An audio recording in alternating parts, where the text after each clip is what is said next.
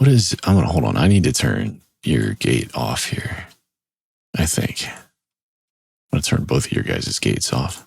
In fact, you know what? We're going to go old school tonight. We'll turn all gates off. We'll really overload the upper spectrum in everybody's ears so everybody goes to sleep hearing hiss.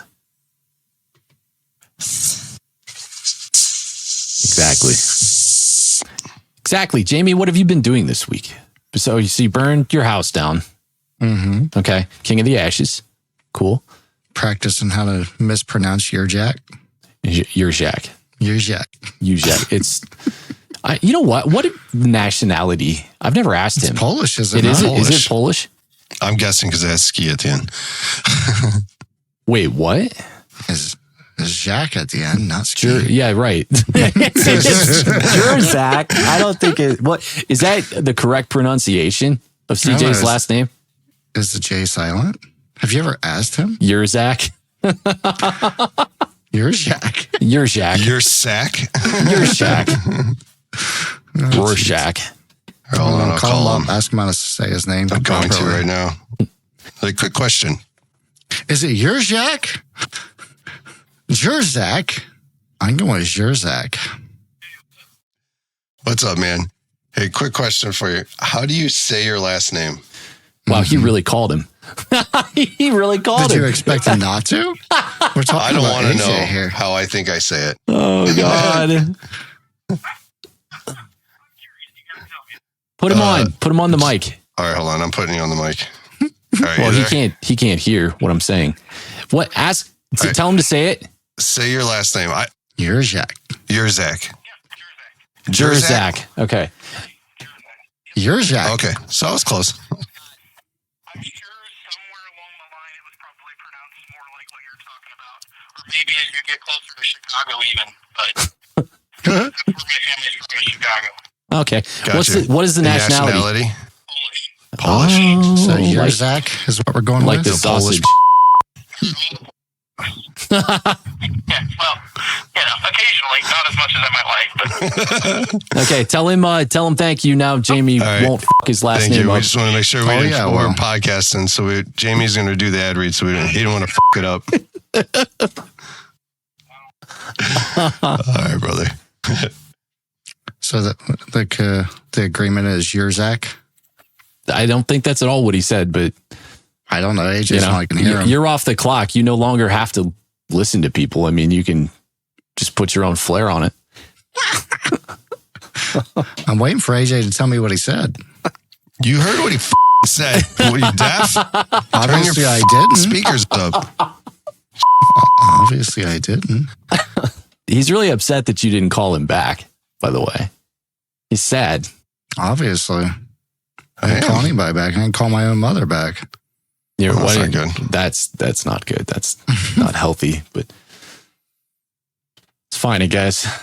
Well, they got dark and depressing. Yeah, it did. It totally did. Stop talking about it. Oh, we're recording. Shut up. Welcome to the Rhythm Pyro Podcast, where Berzy, AJ, and Jamie ignite your passion for pyromusical show design while testing the very limits of your capacity for stupid.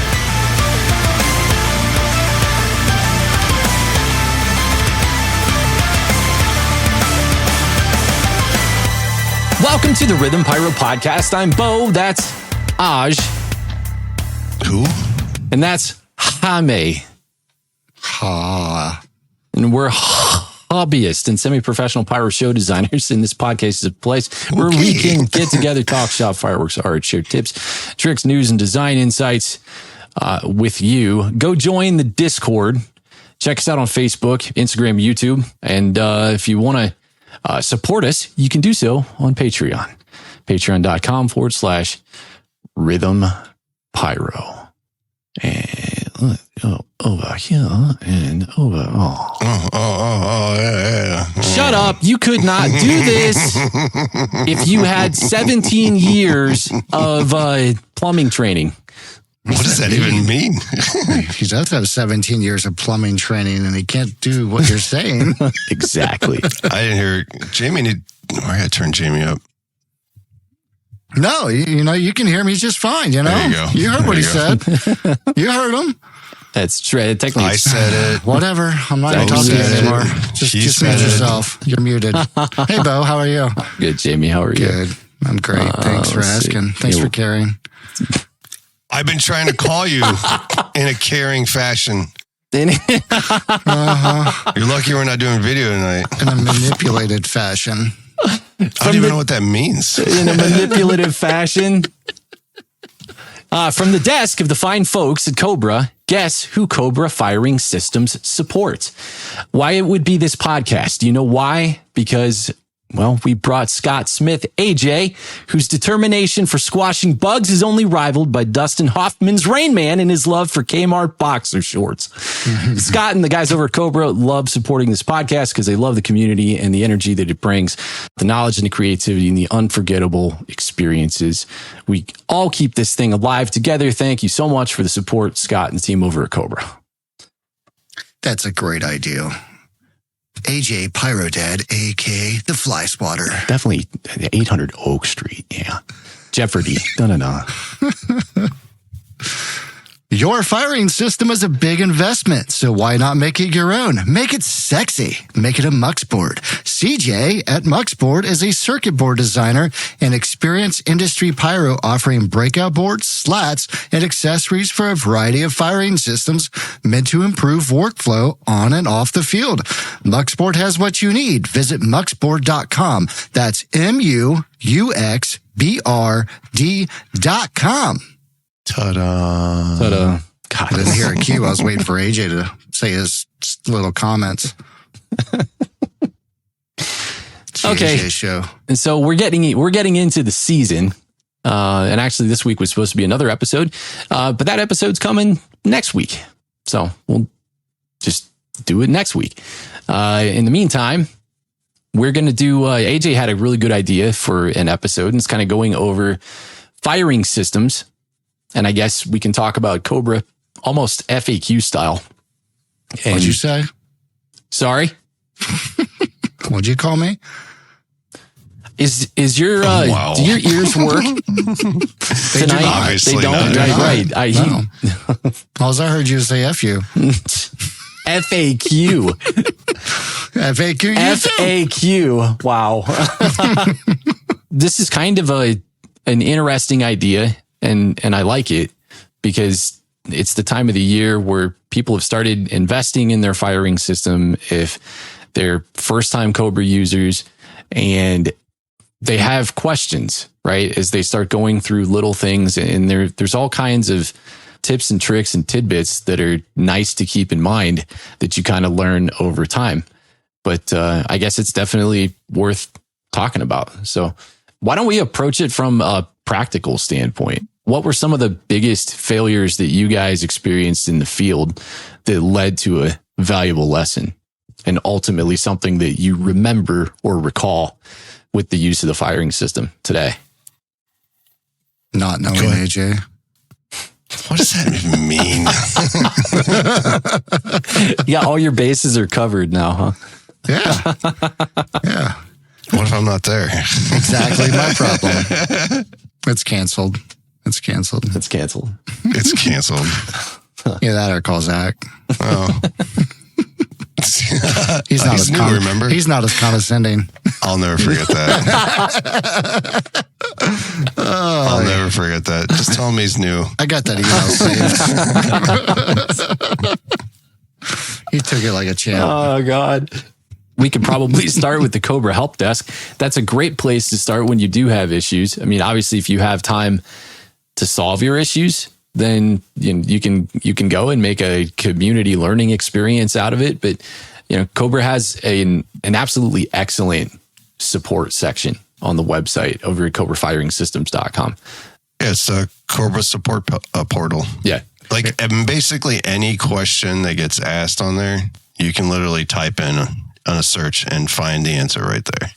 Support portal is a great place to learn just the ins and outs before shoot day for sure. Mm-hmm. And then when you're like, I can't seem to get a straight answer, you're reading something that just like, is it this or is it that? That's where the help desk comes, or the email, Yeah. Comes in very handy to get straight answers from the mouth of these smart people. Well, and AJ. There's the help portal, and then there's the help portal that will incessantly make fun of you when it's over. So it just depends on help portal. Right. It depends on what kind of experience you're going for.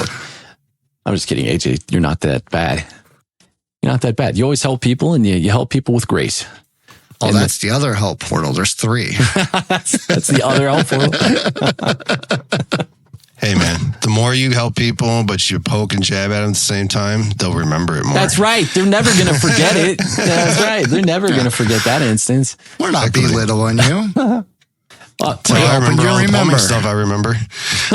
I was belittled until I remembered it, and I was like, oh, forgot it now. That's what spankings were for as kids. You get spanked when you did something bad, and then you remembered how much that hurt. And you don't want to experience that again.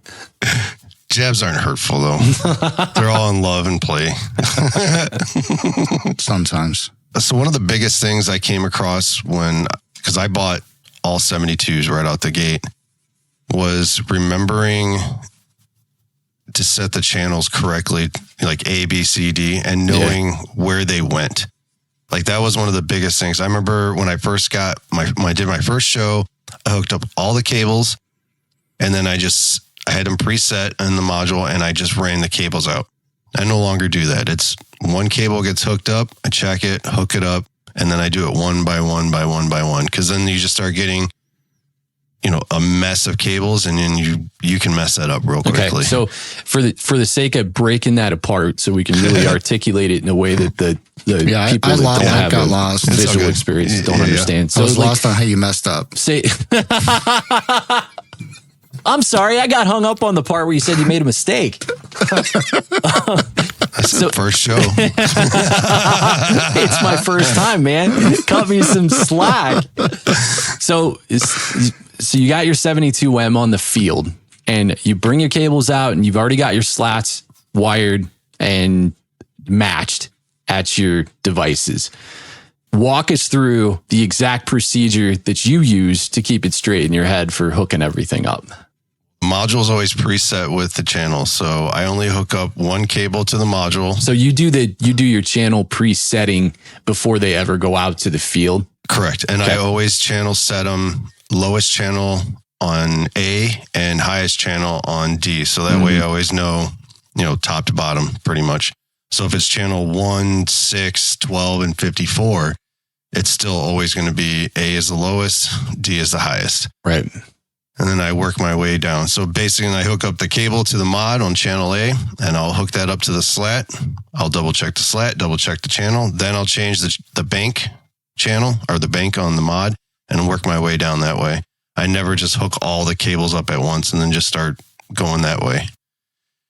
So you don't necessarily compartmentalize. You methodically go through. He does what he wants. Each channel individually, right? Correct. And then what do you see as the at least the benefit for you when you do that? Does that help you keep everything straight, or is it more of a checklist kind of feel in your head as you're going through checking of each slat, continuity of each slat locally? It's just knowing that I'm hooking up the right cable to the right slat one by one. Because like I said, you put 4 cables on there, depending who's helping you and all what's going on, it's a lot easier to just do one cable at a time. You get people that have 4 cables in their hand, all hooked up, and they're like, oh, this one. Are you sure? Yeah, well, right. Like the people. Now I'm picking up what you're laying down. The people that just stand there and hand you cables. You're like, where's that one? Here, take that. I was trying to figure out the correlation of why you were setting the channel in the field one by one versus having the module set in correlation to the cables all jumbled together. Two separate things. Got it. Okay, gotcha. 2 separate things. Got it.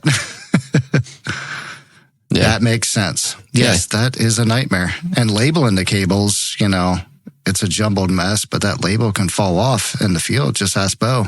Mm-hmm. It absolutely can. And it's 35 feet in the air on a tower on a 4x8. Yeah, and then so depending on who's on marker duty when it comes to labeling the cables as well, either find somebody with a good shorthand to do that, because the 6s wind up looking like 9s and 9s look like 6s. Because I'll always put a line under every single number that I put on a cable, because there's been times where the same freaking numbers, like channel 6 and 9, are at the exact same position, just out of sheer happenstance, and it's like, oh God forbid you color code them. Yeah. And Nate or AJ show up. Well, in that case, you just use appropriate colors. I'm still not quite sure what colors you can see. That's kind of amazing after this many years. Well, kind of. You can kind of see all of them. I just don't know what he sees. I know that the reds are a little gray, so I know maybe don't use the grays. What'd you say? The reds are a little orange, so couldn't use Fire Engine red with Mandarin orange sticker colors on cables. That's why I couldn't use Ignite. How about you, Jamie? What was the biggest thing you learned? Because I guess that was my first thing. What was the first thing you learned? The first thing you learned? Yeah, not knowing AJ. God. Realistically, your first show before you knew me, what was your... All right, well, now give the people something that they can fix. Knowing your distances, that your equipment, specifically for 72s, if they're not all in the same position, you may be running cables 30, 40 feet away to the next position. You need to allocate for that or have the equipment to be able to do that. 72Ms are great, but you also need to know what you're working with when you go out in the field. Otherwise, you're running and buying splicing connectors to make DB25s or Centronics longer than they were initially intended for. Yeah. That's not so much a COBRA thing. That's more like an addressing thing, though.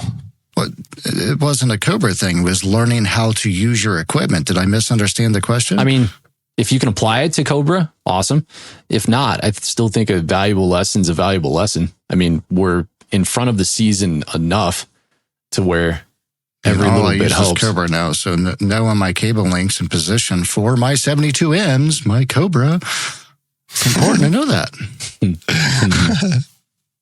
Jack. Oh my God. You're just going in a mood tonight. Get Chad on here. Hang up on Jamie. Jamie's been waiting a week for this. Every time you call, this has been bottling up. Every time he screened your call. Every time I screened his call, I was like, this is going to make for a good episode. Hey, you gonna answer the phone or what? It goes with this. I'll call you back. 3 days later, I'm like, guess you forgot my number. A very easy, valuable lesson that I learned was the antennas are extremely important to the integrity of the function of the firing system. Well, wait, that doesn't necessarily apply to COBRA. That applies to anything. You're right. Yeah, right. Check. Old CRT TVs, the whole 9 yards. This damn thing doesn't get any signal. Can't watch the news. It's still fired. It leaned on the mesh network a lot, but it was right when I built the command center. It was before COBRA's official command center came out, and I constructed my own Franken command center. And I routed the antenna cable up to the top of the case, right? You know, you've got some SMA that I ran up the side and drilled a hole in the top and screwed it in. I was super proud of it. I had 2 antenna inputs, right? I had one attached to a booster that was a separate line than the standard. And I knew when I did that maybe I should spend a little more money and maybe get like a splitter or something and then take it into the same circuit, right? Rather than just have 2 SMA antenna going into, like, I would have to manually screw in to the faceplate of my command center, the one that I wanted to use. And I for the show, I sat down, opened the command center. We start doing continuity checks. Everything's coming up as fine. There's 2 or 3 modules that I just, for the life of me, I was so perplexed because I could not figure out why the signal was so bad on these 2 modules, because they were both in the front lines of the show. And I had the antenna screwed in the top of the case, and I'm like, I just don't get it. I don't understand. And then the whole show goes and fires, and there's some stuff that didn't go off. And then I go back to the table and I look down, and sure as shit, man, like a dumb, I screwed the antenna into the top of the case, and the SMA that ran down, I never screwed it into the 18R2 itself. So the 18R2 is literally connecting to whatever it's connecting to without any antenna connection whatsoever. I mean, it wasn't like I plugged in the SMA connector and forgot to put the antenna in the top where the signal's elevated even somewhat. But I mean, I guess that's, if anything, it's kind of a testament to the strength of the 18R2 period. But we had to have been, I don't know, a couple 100 feet off of that front line. The nearest module was on some flame pots that was probably a 150 feet away, maybe 175 feet away. And it connected to those, and the freaking mesh network for the entire show kicked in and kind of saved the day. I can imagine your face when you saw that. Oh my God. The first thing which is why, like, it was, I went to NFA a year or 2 after this had happened. And this is back when Joel Robinson worked for Cobra, and he and Jonah, they came up to the booth, and I was in the booth, and I got my, I had my Franken case out, and I pulled, this is not where I had the failure, but this is after I put in my own corrective measure to stop myself from ever doing this again. If you remember the show Arrested Development, Jeffrey Tambler would always call the kids horse's ass. And so I took this meme. I just made a meme for myself and put it on the front of my command center on my tablet that said, "You don't ever forget your antenna connections, you horse's ass." So every single time I boot up my tablet, that's the first thing that pops up is a screen that says, "Always check your antenna connections, you horse's ass." Joel and Jonah saw that. They started laughing. I was like, you think that's funny, but it's like, there's a story here, dude. That's funny. That's but funny. Did it ever really require that to remember after that? Well, if the failure's not bad enough, there's always times where if I go back and I look or I boot up my tablet, I see that and I smile. And the first thing that I do after I see that is always I screw my antenna connections in. So it's gotten to a point where, if I've got like a handheld remote, not a big deal, right? You just got your antenna and you screw your antenna in. But if you got one of the big command centers, it's a different story. And Jamie's command center, when I'd use that was almost foreign to me. Because the antenna connector's on the side of the unit, isn't it? Yeah. Yeah. So to me, that scared me. The first time I saw the design of the Cobra's command center and I saw that the antenna, the SMA input was on the side, I got anxiety. I got anxiety just because I'm like, oh God. I mean, if I had one of these, I would forget that that's there. I would have to put a Post-it note up here with an arrow pointing that way. Look down. Right on the, I'm going to write on the top of the thing with the whiteout. Right on the fire button. That electrocutes you as you push it. Did you remember? That'll be your dead man switch. Yeah. The antenna's not connected. It doesn't fire. I have a good one. I remember my very first show, how anxious I was, and just, I hadn't done a full pyro musical.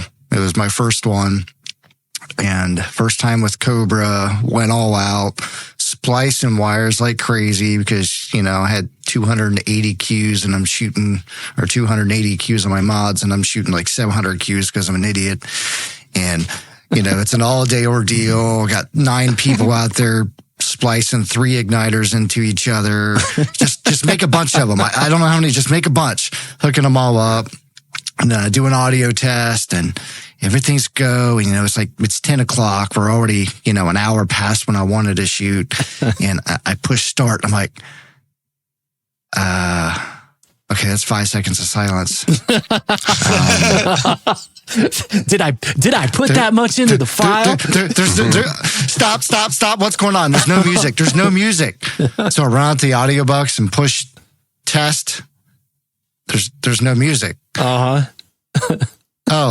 There's no USB file or no USB. There's the USB on my wrist. So if my dad would have been there, he would have said good place for it. I now have one on my wrist and one in the audio box at all times. I have a duplicate at all times. But yeah, I thought my show was done. I was freaking out. I'm like, are you kidding me? Really? I did all these tests that worked just fine. I did a dry run. Why isn't it working? Well, and knowing how freaked out that you get just from, like having, like knowing you and being around you, like I don't think I ever see you as stressed out as I do maybe in that half an hour leading up to the show. I mean, you become a different human being. Yeah. Don't talk to me. I do have a serious question though. Why was the USB on your wrist? Why wasn't it? At least he knew where it was. But he could have been way worse. Where would you like me to have it so I didn't lose it? In the audio box? Obviously, that's where it wasn't. So that's what I mean. But if you did a test run, how did it get from the test run? Because I didn't want to lose it, okay? It was my first time. It was in my possession, just like my COBRA key is in my possession at all times. Okay? I did not want to lose it. And if it was in the audio box, it could just walk away. It's like Doc Brown in Back to the Future 3 with the whiskey. He just likes to hold it. Man, so judgmental. I'm not. I'm asking a serious question. That's why you're no longer invited to my shoot site. I'm already stressed. Perfect. I can sit back. Oh, you guys done yet? How often do you? In reality, though, I think we do stuff like that all the time. We fall into weird cadences, especially if you're not shooting actual shows more than you are doing testing. If you spend an entire summer, for example, or entire spring, you could go back even further than that. You could test from winter through to, July 3rd. And you're just in the habit of doing things a certain way. So you did 150 dry runs or something with your script, which is not unheard of for new shooters as they try to learn their system. The first thing that they're going to do after they complete a dry run is maybe they unscrew their antenna. Maybe they take their USB drive out of the thing. So it just AJ. Your body adapts to that muscle memory, and then you don't realize, like, okay, maybe I ran my last dry run, and instead of just keeping the USB drive inside the audio box, I mean, if your body's intuition is to just pull the USB drive and put it someplace else. So same kind of thing. It's like Jamie with his antenna bags and like where he puts all the keys and stuff inside of the command center, like that little, that little compartment that they have in the command center. You open that sucker up, and I mean, I'll give it to the guy. He's got every little thing that you would ever need to make sure that you're never going to be without on the shoot site. Yeah, when the antenna comes loose on a command center, the wrench is right in there. Exactly. It's the appropriate sized wrench, too. It is. I think you have a wrench in there for every single nut and washer size that exists on that unit. Yeah, I think just screwdriver in the wrench for the antenna because it came loose too many times. I finally fixed it. I had an audio box fail. So it was at the lake several years ago. I loaded up all of Dad's files for the main show and then my files for the finale because we shoot them as separate scripts. And in Dad's file, for whatever reason, for a billion years on the main show, I've always titled the main show MP3, mainshow.mp3. And for whatever stupid reason that year, I titled it body.mp3. And in the script, I called out main show, but on the USB drive, it was a different file. So we go to play it and we didn't catch it until, Dad's show, that hit section of the show was like 30 minutes long or something like that. We caught it like 15 minutes in. I can probably, when I radioed to Dad what happened, and I said, hey, here's what happened. Here's what I screwed up. You know, I left this out. Like, it was radio silence for a while, but then the next thing he said to me was, you didn't think of that before? You ruined half my show.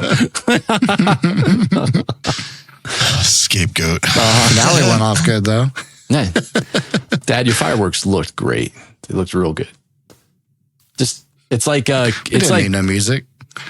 Clark W. Griswold's house at Christmas. Son, I can imagine the lights. They look beautiful. Yeah. Okay. I can see it and it looks beautiful. I can see it, Clark. I can see it and it looks breathtaking. So going off of actually what Jamie was talking about reminded me of why I actually came up thinking about talking about this, where he was talking about his first time out there. He was splicing wires and just going nuts with everything. And it was something that I read online. And then actually this got brought up because of what we talked about on the way home, Bo, about wires and like the length of them and how that can affect, you know, the resistance of them and such. Mm. So there's a guy online that was talking about it was a 36 or a 72, and he wanted to know if you could fire the same cue on both banks at the same time, kind of thing.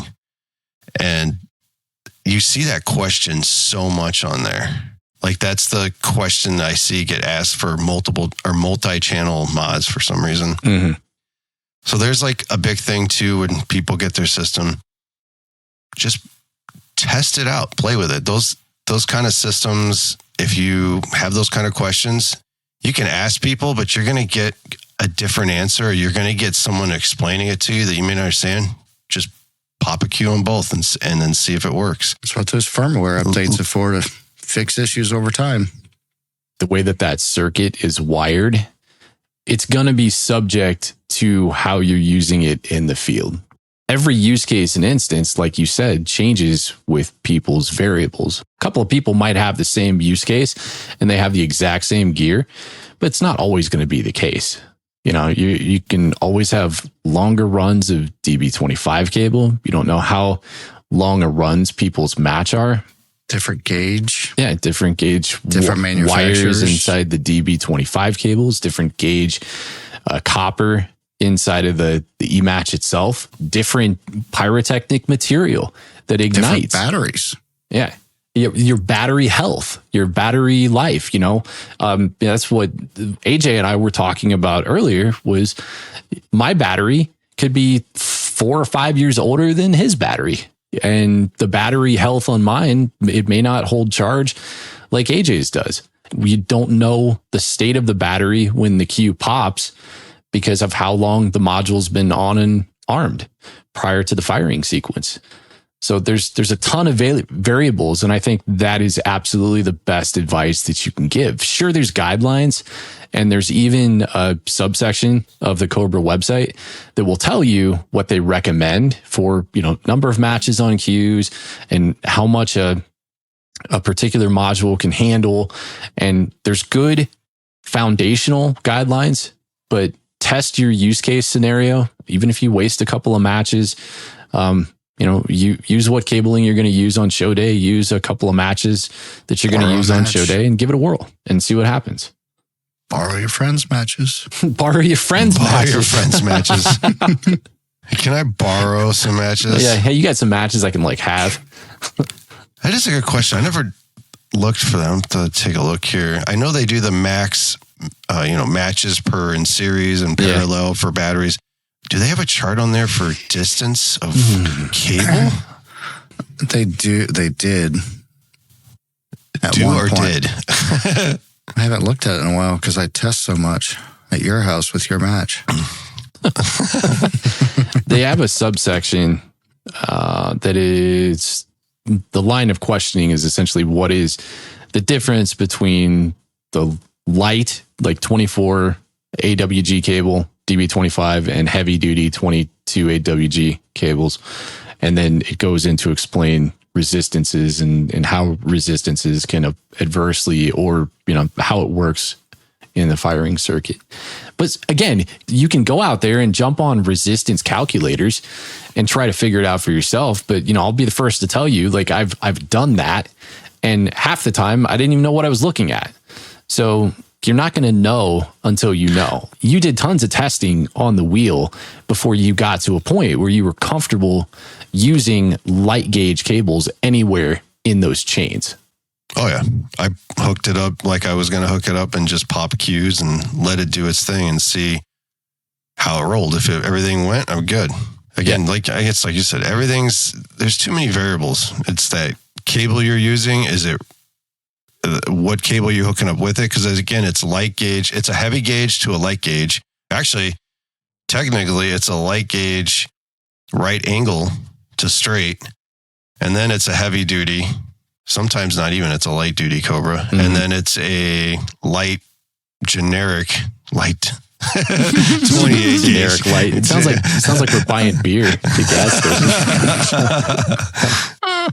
And what's the totals? That's what, 25. That's what, 40 feet of cable plus the little 9-inch adapter piece. So 40 feet and 9 inches. And then are you using light bows or 9 volts? Are you using Amazon energizers or true energizers? There's a lot of variables. It was the wheel cases, for example, where you know for a fact in your design, you got some really intense sequencing work, and it's coming from these particular channels on this one wheel. Will you make decisions on the gear that you use in that instance based on what you know is going to happen on your timeline at that particular position? Yeah, if I have the equipment available, I'll split the wheel up 50-50. Like one side's 36, the other side's 36. Mm-hmm. And because it's, you know, that way as it's zipping around, it just breaks up the amount that the battery and the mod has to really push out, especially in those fast, like spinning around totally. Like crazy kind of thing. Yeah. Not only that, the timing. But I have used a 72 and experienced exactly the same thing as 236s, the same pattern. But it's just more of in my mind, it just makes me feel better to use 2 mods, split it up. Mm. Especially if something goes wrong of any kind, I know at least one mod's going to go out there. Mm. Well, it's like Jamie at Octoblast did that with his 18s. Like it was, you know, he was adamant about, you know, when you have a show, each angle is its own 18. 0 is 18. Yeah, right. I mean, when it's, and it really made sense. Like, you know, he was passionate about that decision, and I understand why he did it. You know, it required a lot more gear to get the job done, but I can completely appreciate why he made the decision to do that, because competing in a one position show, it's got to go. If it doesn't go, then, you know, your odds are not all that great, because it's the only thing there that's going to draw the focal point. He checked with me twice, at least. He's like, now you're making sure that the 18s are going on the wheel, right? Like, aye, Captain. Exactly where they're going. And check it out. Nate's board, that ain't going to go at all. Hold my beer. I got this. I got you, buddy. I got you. You got this. Don't worry. Man. There ain't a chance out there. Oh, God. You just wait. There's a lot to that, though. To go in and correct any issues that would have existed at, say, Jamie's show versus, you know, something at Sky Wars, or, you know, something where we gotten done sooner in the day. Like, it got to a point with Jamie's show where if there was anything missing, one, I didn't notice it, but if we would have had to go in and actually fix something that was up, heaven help us. Once the mods got out there, it was ridiculous. There was nowhere to put them. It looked like the inside of the Nebuchadnezzar in the Matrix. There was more mods on the ground than a 4x8 footprint. Mm-hmm. And that was where everything being tested as it was put on and tested again before it was plugged in came in detrimental. You turn on a flashlight and the ground looked like the snake pit in Raiders of the Lost Ark. I see your pun there.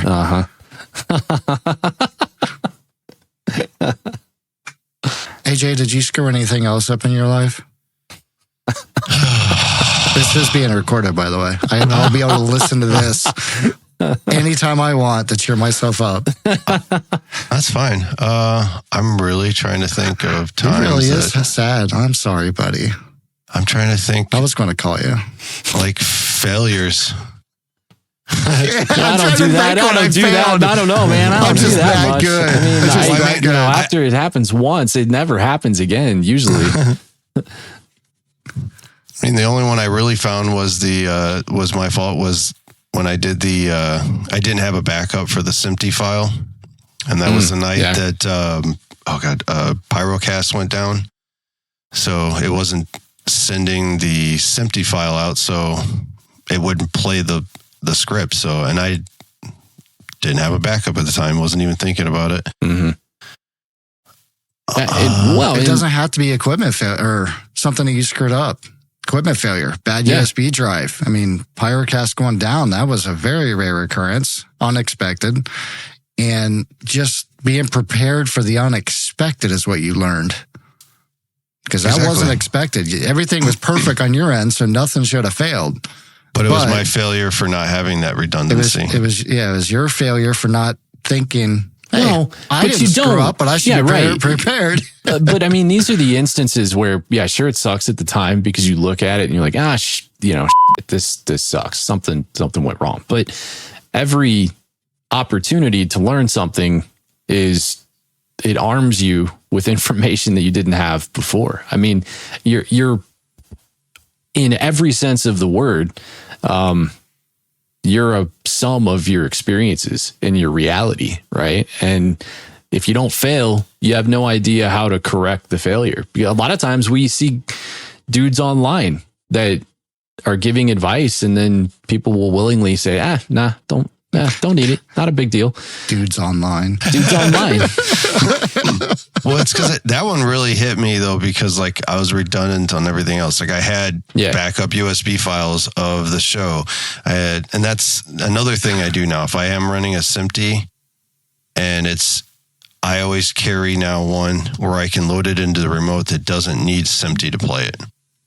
So it's a redundancy just in case. So now if I am shooting SMPTE, I have the files of no SMPTE to fire the show. And then I also carry a backup of the R2 loadable files and an extra audio box USB file. Mm-hmm. That one messed me up, man. I left that one like destroyed. You actually had a run on a shoot site. Amber ran. Then she got picked up in a go-kart. Go-kart or a golf cart? Oh, he's the fastest kid alive. I don't know. But like you said, Bill, that is right. Everything that those failures really, as long as you take it in enough to go back and look at it and go, okay, what can I do? And actually implement those, then you never have that problem again. Yeah. Well, and I think you remember it. It's like the God, man. I'm like on a. I'm on a. Right. Exactly. I'm on a. If you don't remember it and you do it again, well, I mean, like when Liam Neeson backhanded Orlando Bloom in Kingdom of Heaven. He's like, "This is your oath," and then he backhands him across the face, and Orlando looks at him like, "What the f did you do that for?" And he's like, "That's so you remember it." Why did I do that? Why did I do Never that? mind.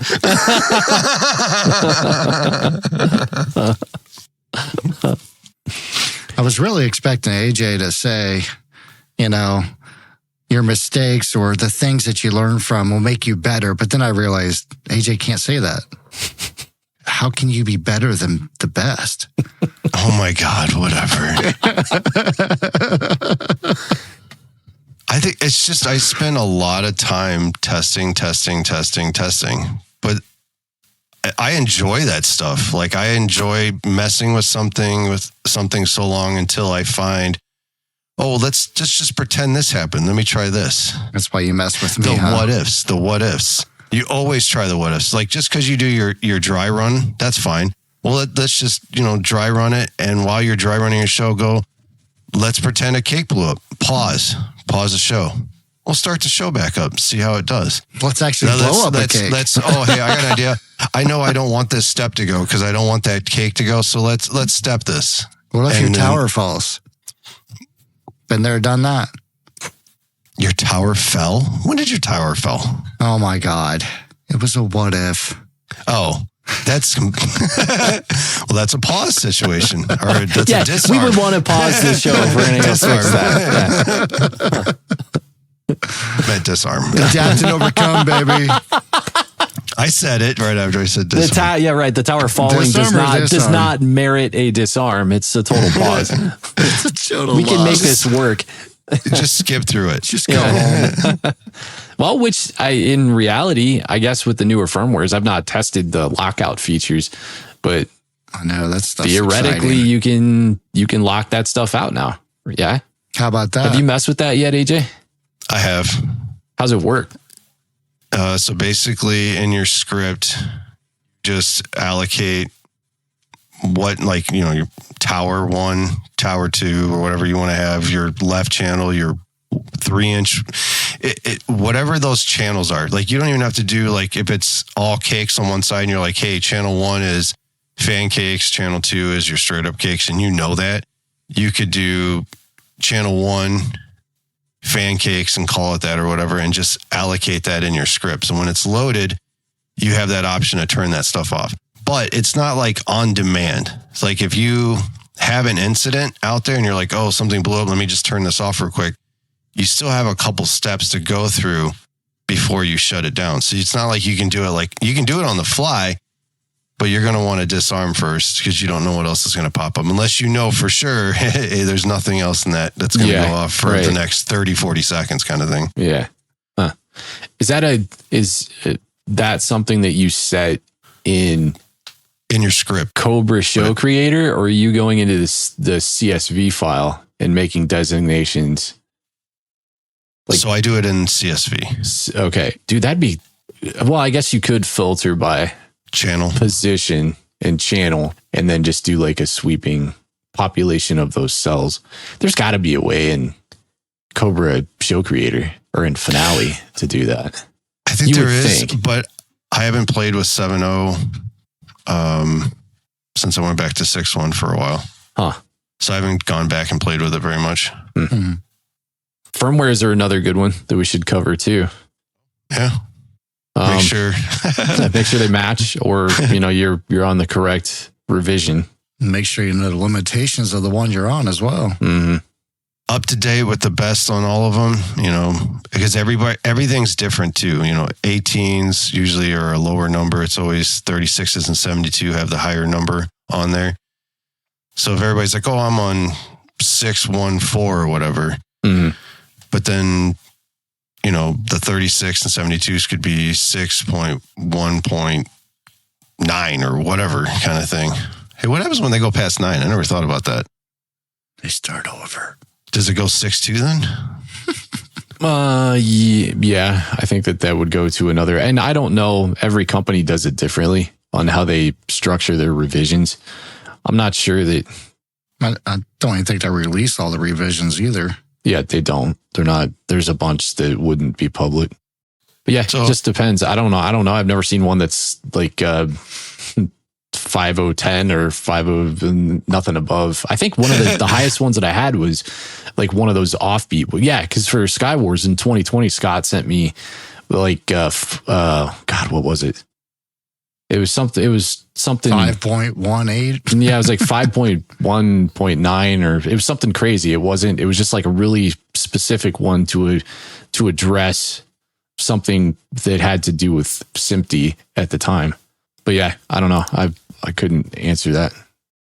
Yeah, and just so anyone listening that just got into COBRA, if you're running 6.0 period, and then someone gives you a 6.1 mod, that's not the same.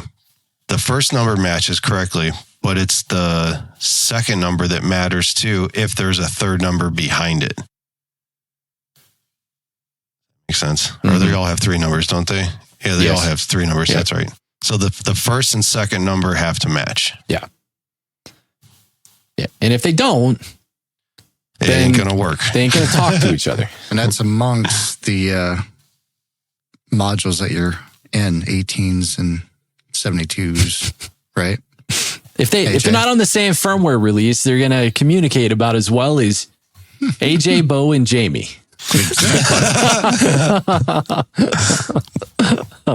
We communicate just fine. Yeah. Jamie doesn't talk to us.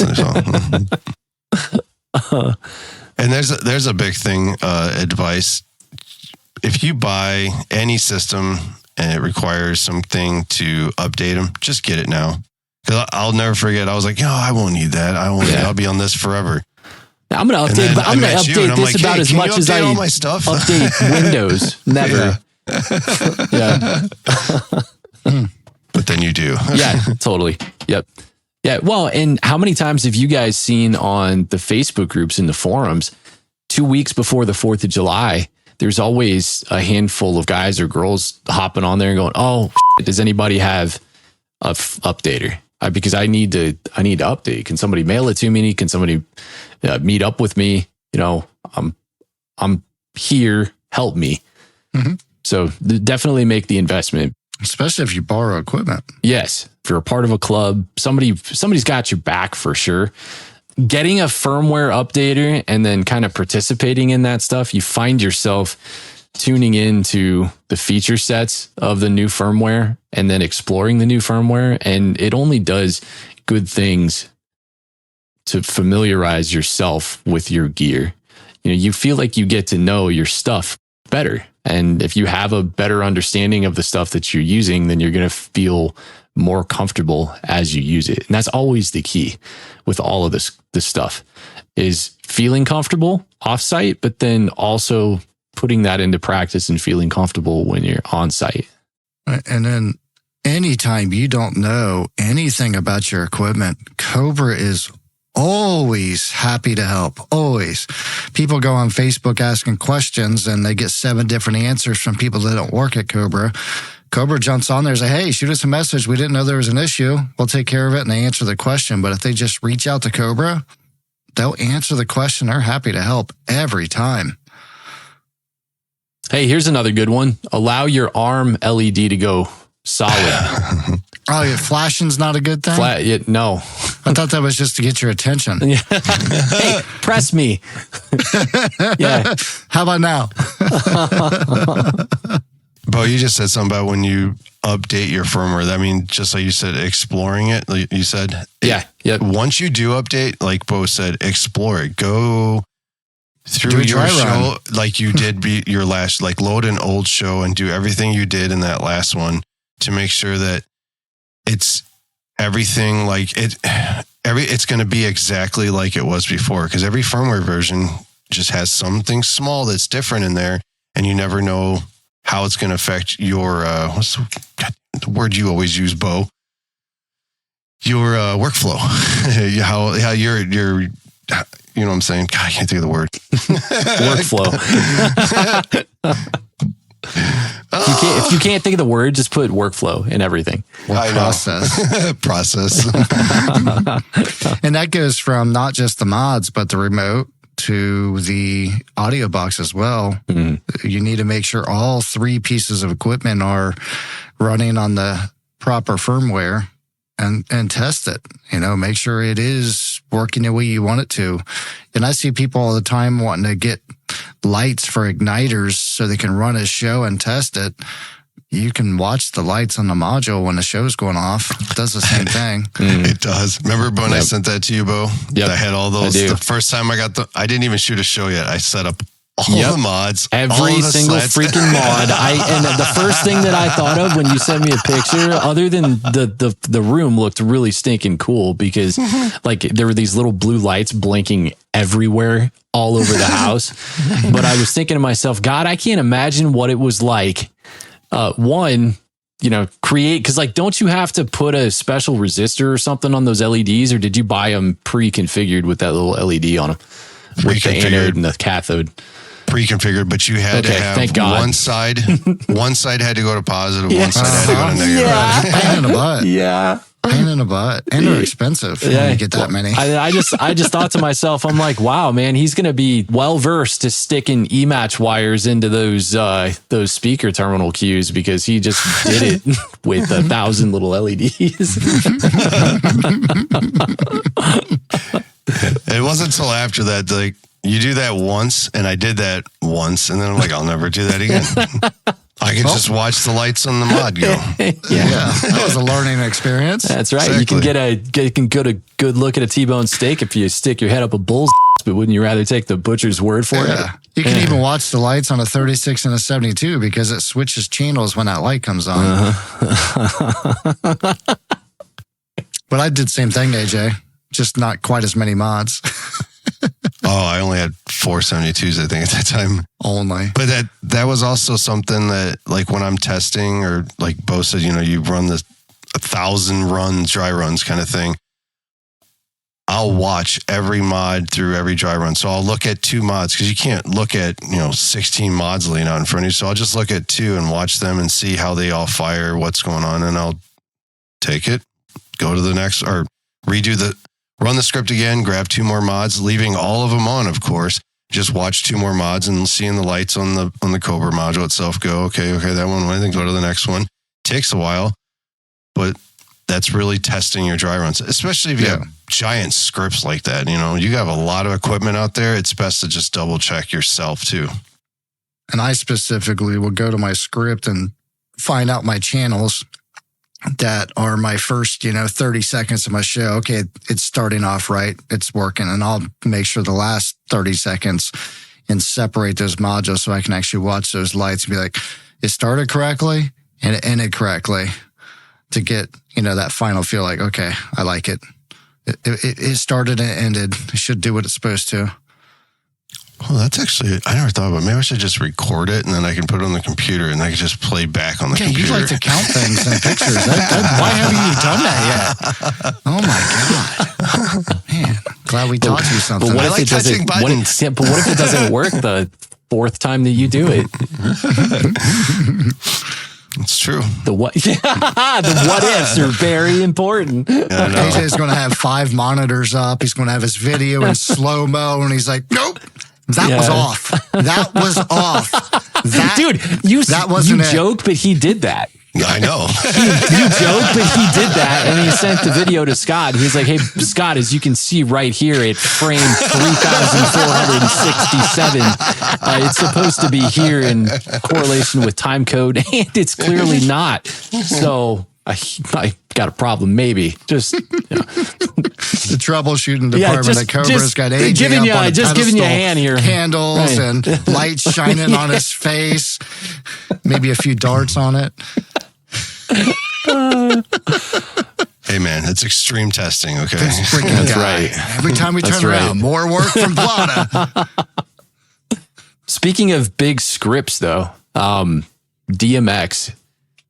Anytime for the guys that do integrate DMX into your scripts. Now, this is really just a tidbit, because anyone who has run DMX scripts, I'm quite sure that you figured this out, and you figured it out right away.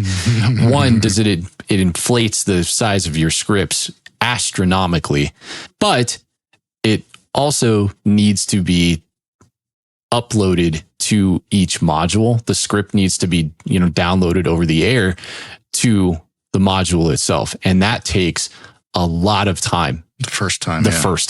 Yes. Once the script has, gone over the air to the module, and the module has it downloaded, then you're good to go. You're looking at just standard ARM times across the show. But just make sure, if you're not one that likes to do dry runs, at least make sure you turn on your DMX enabled hardware and put everything in ARM before the show, so you give it ample time to download that script, so it's available to the module. Because either that, or you're gonna it'll be close to shoot time and you'll hit arm. And then all of a sudden you're going to wonder why in the hell is this taking 10 minutes to finish. And again, it's all dependent upon how many cues there are. I'm not saying like it's usually with the really, really high DMX show counts, the more cues you have, the longer it's going to take. I mean, you can faster now too, but yes, it is. It's faster than it used to be. Yep. Does 7.0? I don't know. I haven't looked at 7.1 in a while, actually. Can you download the file directly to the mod instead of over air? I'm not sure. I did not download 7.0. I only had one show to shoot last year. So I'm like, you know what? I'm just going to use the current stable and not venture into new waters yet. Into curious land. Yep. I always like the stable version. Me I'm too. I'm always scared. I mess things up enough without AJ being there. It's never stable when I have it. Hey, so this, you said this is stable? All right, there you go. Then you throw it down in front of him. I broke it. There, we broke it. AJ doing the test on the equipment. Oh, this is unbreakable, huh? Huh. Okay. So if I break it, do I get a free one? Scott's best quality assurance. The person works for free. Oh God. Okay, let's see. What other oh, you know what? One that is great. Absolutely good for shoot sites, especially since all shoot sites are not created equal. And we always tend to find ourselves in spots where there's horrible cell reception. Download a copy of the COBRA Air codes and save it to your phone. That's always a good idea. Our big thing too is go on the COBRA help portal, and anything that you found that you think would be helpful, just screenshot and then make a folder in your phone for something to go back to. Because sometimes I'll find something, I'm like, oh, you know, like it took me forever to remember how to unlink the R2 from the mods. I kept forgetting. It was just because I think it's positive, negative. Again? Well, because it was different as the revs changed. So I just went through and I was like, you know, let me go through and start taking screenshots of this stuff. After so long, it kind of comes second nature to remember. But if you're only shooting 1 or 2 shows a year, it's not something that's going to go through your brain. Yeah. And then having the help number available to you. Write it down. If you don't know it, save it in your phone, do something with it. Because they're always available. Yeah. Having a printout or a sticker on the back of your 18R2 or just something close on your phone, just the wallpaper on your phone for all I care, of different key combinations to clear your script, reset your remote, things like that. They're good.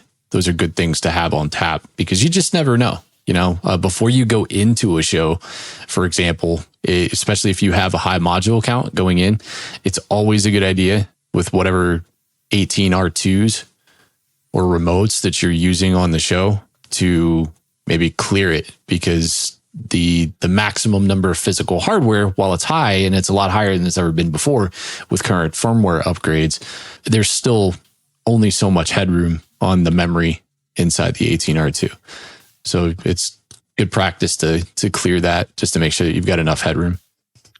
Another thing, being your first shows or first time using COBRA, is you can download their pre-show checklist, which is just give you something to just a list of things to check off shoot day and before to make sure that you're in the right direction. Mm-hmm. Totally. Checking equipment. I guess that's a big one too. Ahead of time. Backup cables, batteries, slats, backup cables. The health of all of those things matter. Yeah, it does. It does. It does, man. You never know when something to DB25 connector is going to need a good clean out, you know. Our spare AA's. Keep them with you, not in the truck, in the glove box. on the other side of the shoot site. Don't even come back if you don't have them. That's perfect. Anybody got any double A's? Savior. Those are in the truck. Hey, it could be worse. They could not be in the truck. It's all right. You're on the barge. And the truck's on land. Yeah, right. Quick, pull the top off that scooter. We'll get some juice from somewhere. Yeah. This mod's going to fire everything. Fire all. 60 volts, baby. Oh, God. Let's see. What are some other big ones, I think, that are... You know what? Slat testing is one that I think, because I still admittedly, I don't do a good job of testing my slats before I got to shows, right? Like I'll have a stockpile of slats that just have gone through so much wear and tear that it's time to get them fixed. And I just haven't sent them in, haven't replaced them, what have you. And after a while, like if you don't keep a good accounting of what is good and what is bad, or at least bare minimum, keep those separate. I do an okay job at that. I keep them separate so I don't mix the ones that don't work with the ones that do work. Gotta keep them separated. Mm-hmm. But I'm not good about keeping account for myself, right? So like I'll go into any one given year. I did this at the lake last year. And then when I came back from the lake, I very specifically and purposely put a piece of tape underneath under the lid in my storage container, notating exactly how many good slats that I had. So I didn't do what I did last year where I just go blanket apply the number that I thought I had and then realize, oh shit, I don't actually have that many. Run back to the house. I got to make some. Right. Hey, Dad, I need that one of your extra modules, please. And here's the snips. Let's cut all those quick plugs off. I mean, when you're using speaker wires, you got to make sure that you don't cross connection on the mod.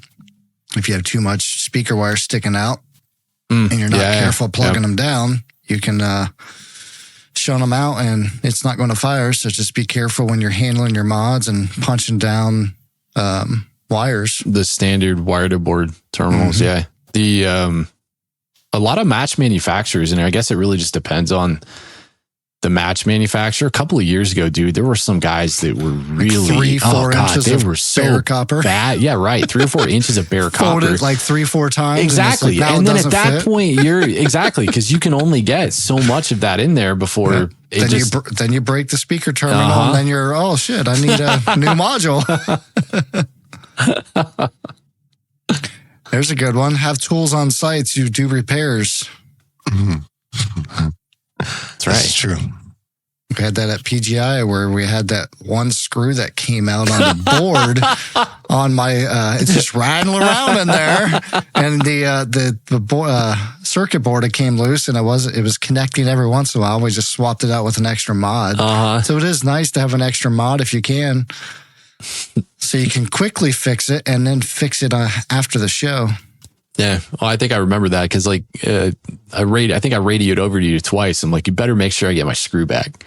Yeah, you were very concerned about the screw. Better give me my screw back. Very concerned about that screw. I want my 10-cent screw. Here's $1.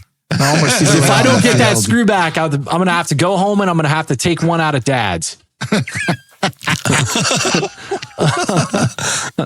God he's listening. He's never going to let you borrow his mods again, ever. The rate that he's going, though, he's not going to get to this episode until October of 26. Is he on episode 9? No, he's on, oh God, what is he on? He just listened to the Shit Show Roundtable with Mickrit and Jason Marshall. Oh, nice. Yeah. I'll text him. Be like, hey, you might want to skip ahead and listen to this one. Yeah, thanks a lot, These damn modules are falling apart. Who builds this shit?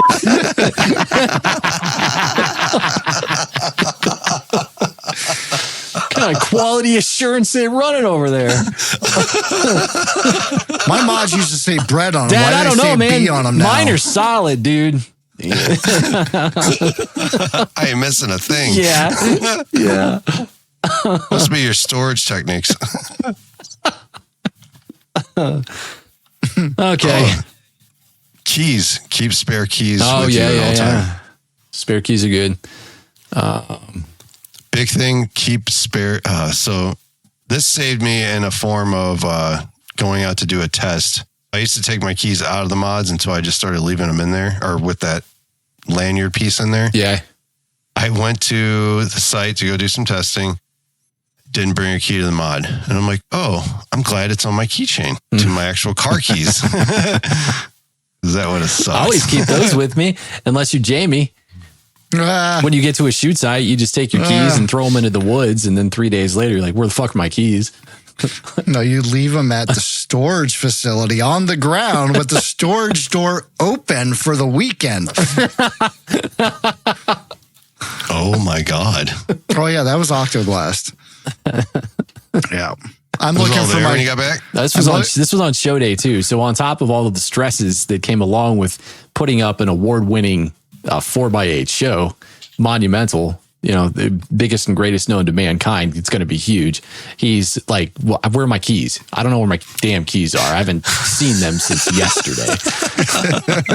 And then anytime you'd ask him a question about the show, for like 2 hours in there, every conversation would morph to all of the shit that he was not going to be able to open because he doesn't have his keys. Exactly. Yeah. Oh my God. Very funny. I wish I could have seen all that. Very funny.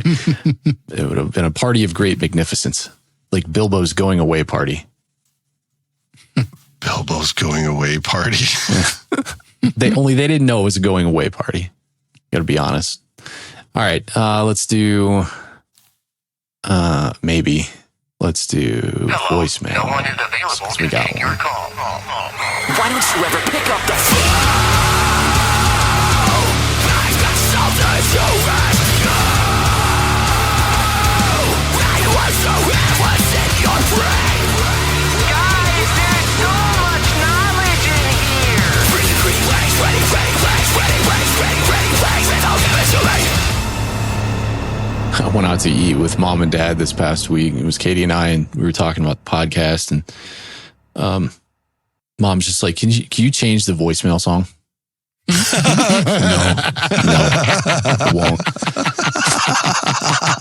I won't. Thank you. And then actually it's kind of great. It really hit me by surprise.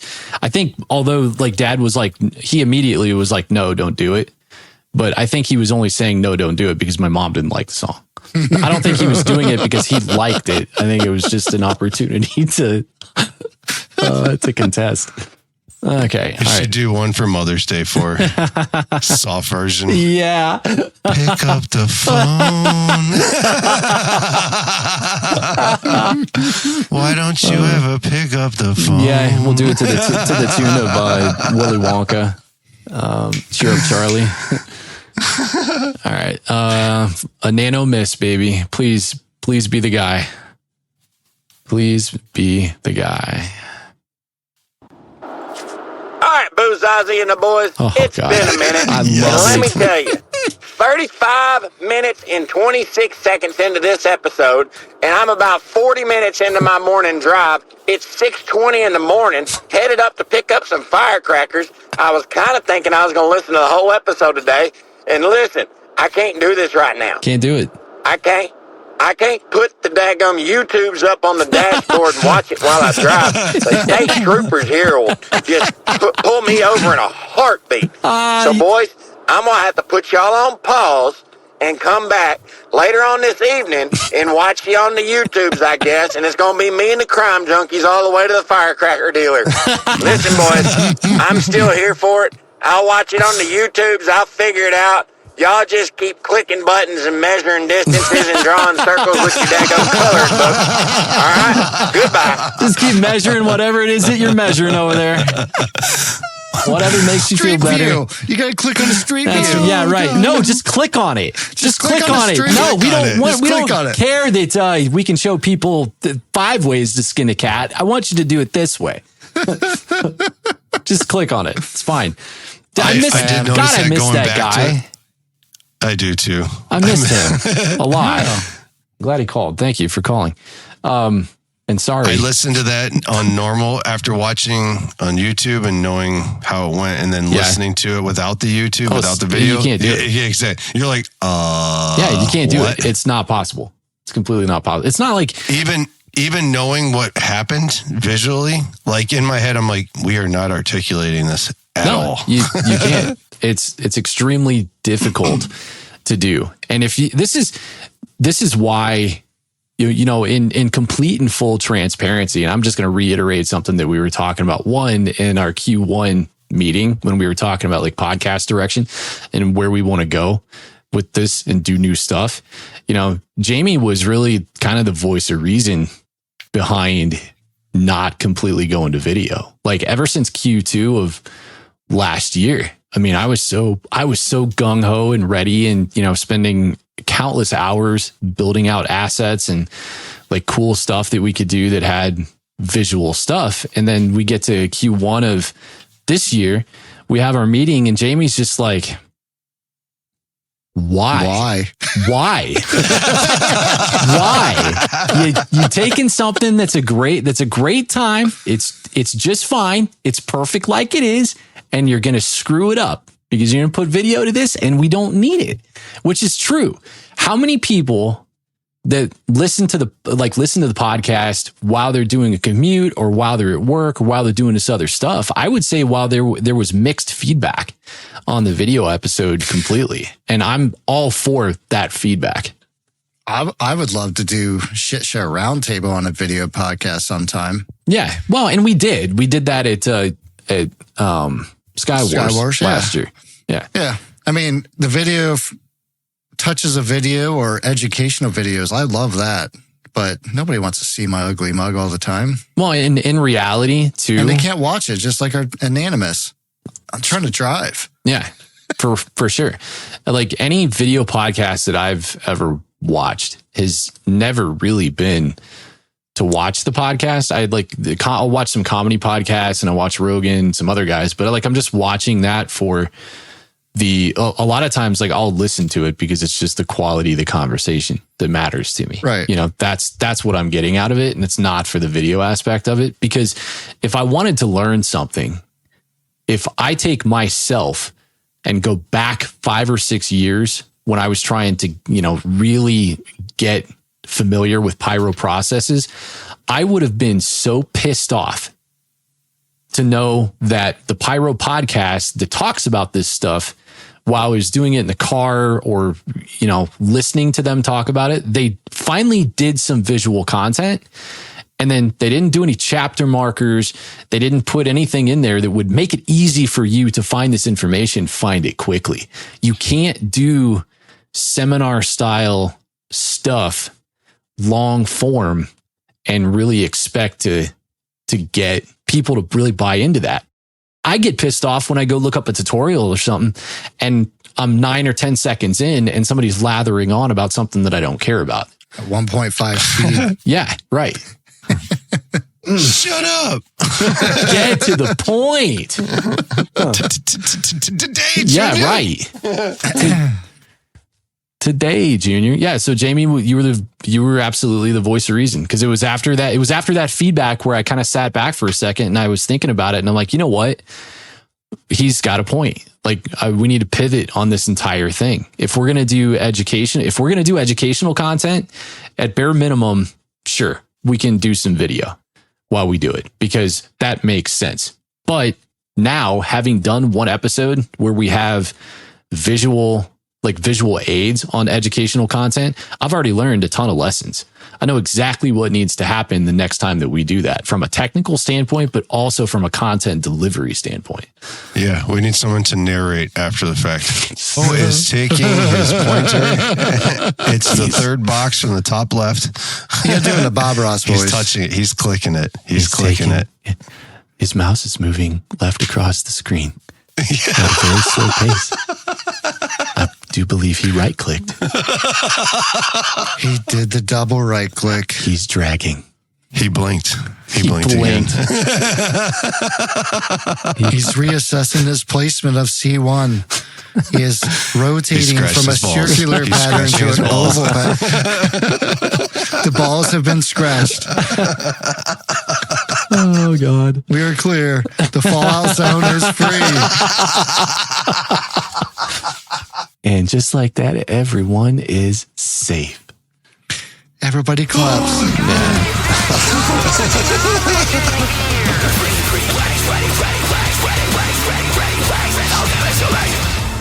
Oh my God, that's funny. Okay. I think that's it for this week. Everybody say bye-bye. Bye-bye. Stop talking about everybody it. say bye-bye. Stop talking about it. Stop talking about it. I'm done. Get back. So you guys can enjoy listening to this one in the car and just using your With imaginations. your eyes closed. Yeah.